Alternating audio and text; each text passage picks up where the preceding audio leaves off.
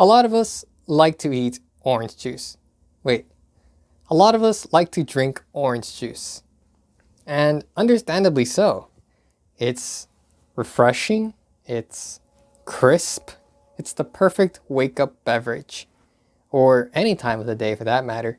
As a Floridian, however, which makes me an automatic authority on the topic, there are certain little mistakes that I often see people doing when they're trying to consume orange juice, and that's fine. Look, you're free to enjoy orange juice however you see fit. However, I'm here today to help enrich your orange juice consuming experience. After all, it is an experience. It's not a beverage you should just be chugging down in the mornings. It's an experience. You should be savoring it, enjoying every last drop of it. And for that reason, I'm going to talk about the top 5 mistakes that you're probably making when you're drinking orange juice.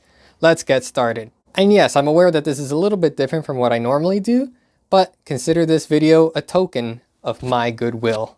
Let's get started. And for the purpose of this video, I'll be using Tropicana orange juice. There's a whole world of orange juice varieties out there to try, each with their own different flavor profiles and complex nuances.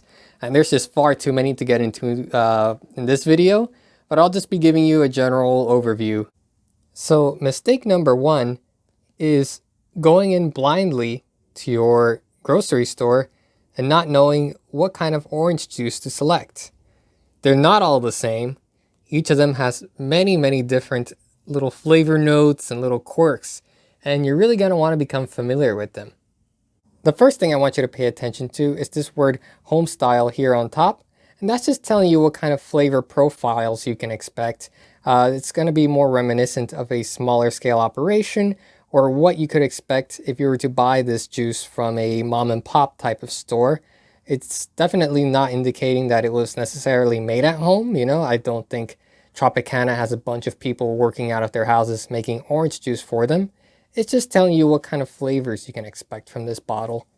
And this is in contrast to the commercial type orange juice, or the city style, which is reminiscent of a factory style or what you could expect from a bigger chain store. And of course, this is also in contrast to the prison style orange juice, which is what you could expect if you were to visit a prison and you see the people there making orange juice in the bathtubs. The next thing I want you to pay attention to is this 100% orange juice at the bottom here. Sometimes this is also referred to as 200 proof orange juice. So with proof, you just take the percentage of orange juice in the beverage, say if it's 80% orange juice, and you double it. So 80% orange juice would be 160 proof, and so on. The next thing that you're going to notice is that the label is telling you it contains orange juice from US and Brazil. And that just kind of tells you again what kind of flavor profile to expect. US oranges are pretty well rounded. You're going to expect punchy kind of flavor. You're going to expect perhaps some hints of cloves, cinnamon, thyme, that kind of thing. Whereas Brazilian oranges are going to be a little bit sweeter. You're going to have that fruity, definitely a very fruity flavor profile. You're going to have hints of blueberry, perhaps some pine nuts. It's going to be just a slightly drier flavor profile. So you really want to brush up on this kind of stuff before you even step foot into the orange juice aisle. Pay attention, please, both on the back and the front. It tells you some pulp. A lot of people will just assume that this is the same thing. Oh, it's just pulp. It doesn't matter if there's some pulp, a lot of pulp, no pulp.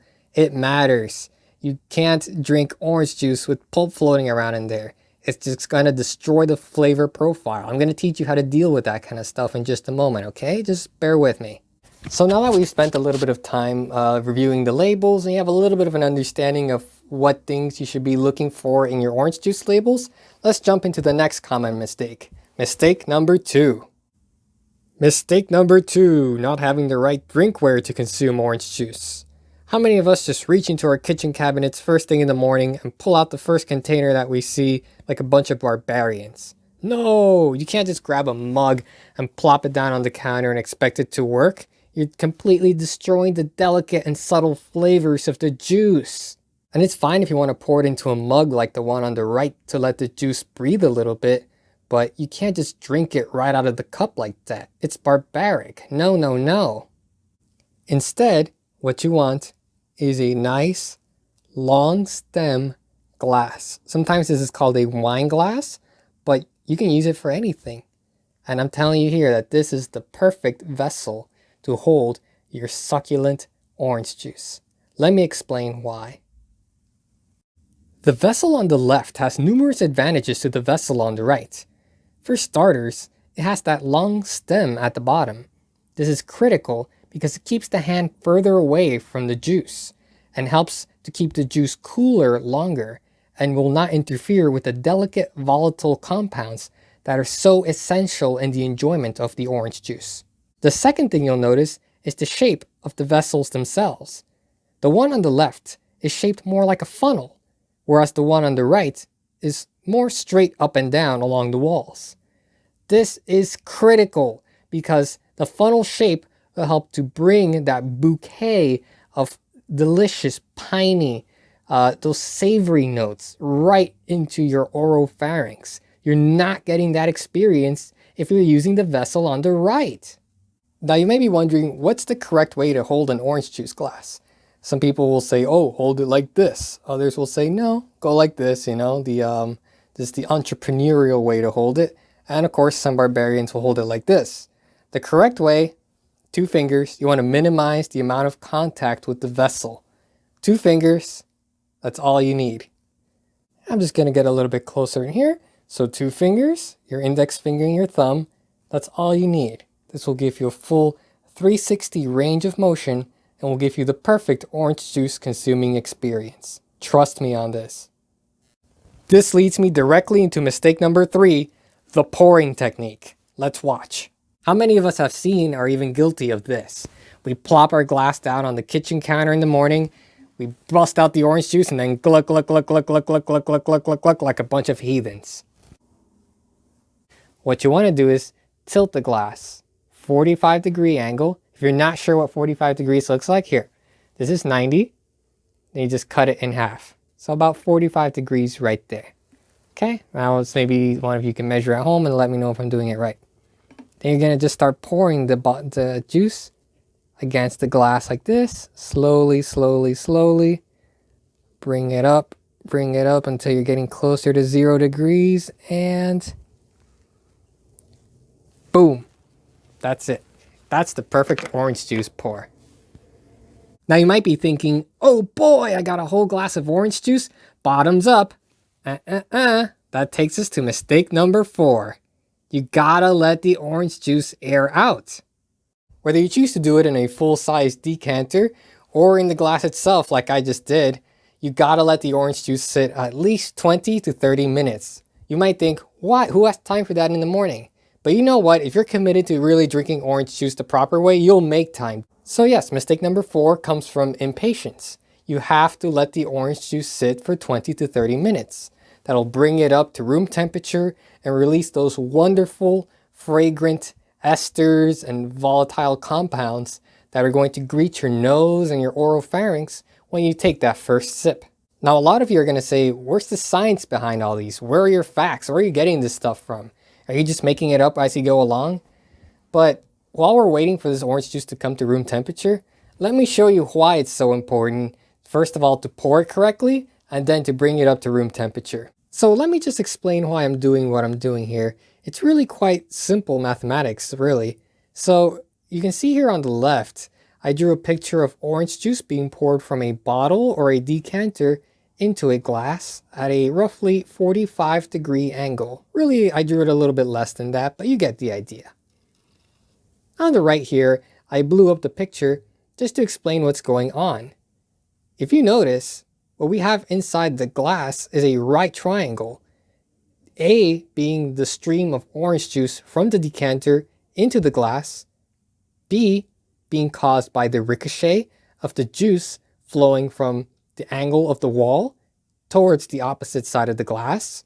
I think we can all visualize that, just the flow of fluid through a container. And C is what we get as the hypotenuse of this right triangle. And C is very important because it's going to represent essentially the direction in which the volatile compounds, those delicious organic molecules, are going to exit the glass and make their way into your nose and mouth. So as we can see, what we have here is a right triangle. And this is great because it lets us solve easily for what kind of flavors we can expect. So down here I have a very simple mathematical formula being just a slight modification of the Pythagorean theorem. F naught, standing for flavor intensity, equals a squared plus b squared equals c squared t. T standing for time in this case. And you're going to see how that comes into play in just a moment. It's really quite ingenious. So, if we're pouring the orange juice from a height of roughly 6 inches, let's say, and then the width at the bottom of the glass is about 3 inches, I didn't actually stop to measure this, but let's just assume, that gives us 45 t. Now, if we let that orange juice sit for 10 minutes, and plug in the value of 10 for t, we get 450. That's a flavor intensity of 450. If we do the same thing for 20 minutes, let the orange juice sit for 20 minutes, that gives us 900.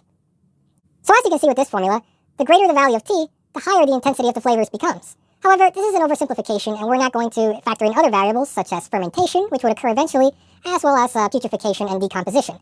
But to keep it simple for today, we're just going to say the secret is time. And you can really see what a difference a few minutes can make. All right, it's been about half an hour. Let's go right in and take a chug. Here we go. I'm just kidding. That brings us into mistake number 5. There's pulp in here. That's going to absolutely destroy our orange juice experience. But the question is, how do we get rid of pulp? Especially if you have a heavy pulp type of orange juice, how do you deal with that? I know it can be incredibly annoying. Some people do try to fish out the little pieces of pulp with a fork. I used to do that, but I found a much easier way, and I'm going to share it with you today. Trust me, it's the most unpleasant thing in the world when you're just sitting there sipping your OJ, and then all of a sudden you get that, oh, some pulp. Who wants that? I know I don't, so let me show you how to take care of that. Now, depulping is really quite simple. You can just use any regular pour over coffee type of filter for this. It's really not rocket science, but I'm going to show you how well it works for orange juice as well. And I'm using just this mug right here. I'm going to transfer it into my OJ glass, of course, but it's just a little bit easier to use a wider rim glass, and that is acceptable only for the depulping process. So if we look carefully, you can see hints of pulp inside.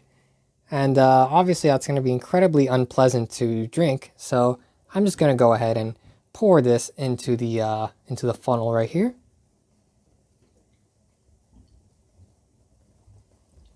As we can see, this will allow the OJ to flow through, but not that nasty pulp that nobody likes. Okay, so we're getting a very nice, clean, pure brew. And when we check back at the top, we should just be left with that unsightly pulp. Trust me guys, this will transform your OJ drinking experience. Absolutely. It's just going to go on and off on its own as it makes its way through the filter. Just be patient with it.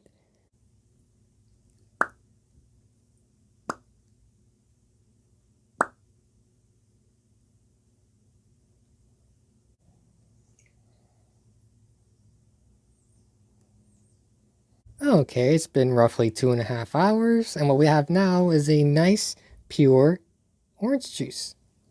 Look at that. Not a little speck of pulp to be found anywhere. Let's check in here. All that gunk at the bottom. Who wants to drink that, am I right? Alright folks, well after just a few short hours, we have ourselves the perfect glass of OJ. Cheers. Give it a little swirl.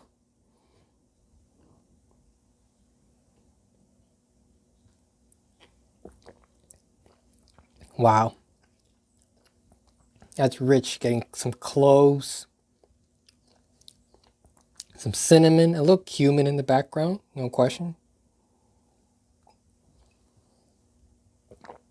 It's the slightest hint, I want to say like of grapefruit or oranges. Very nice. Very, very nice. Alright folks, thanks for joining me for this very special episode of Snack Gladiator. Something a little bit different, but you know, being a Floridian, I felt it was my duty to inform everyone on how to drink orange juice the correct way. And Again, you're free to drink orange juice however you want. Just know that it's completely incorrect and you should be ashamed of yourself. Anyway, have a great day. Bye. Gluck, gluck, gluck, gluck, gluck, gluck, gluck, gluck, gluck, gluck.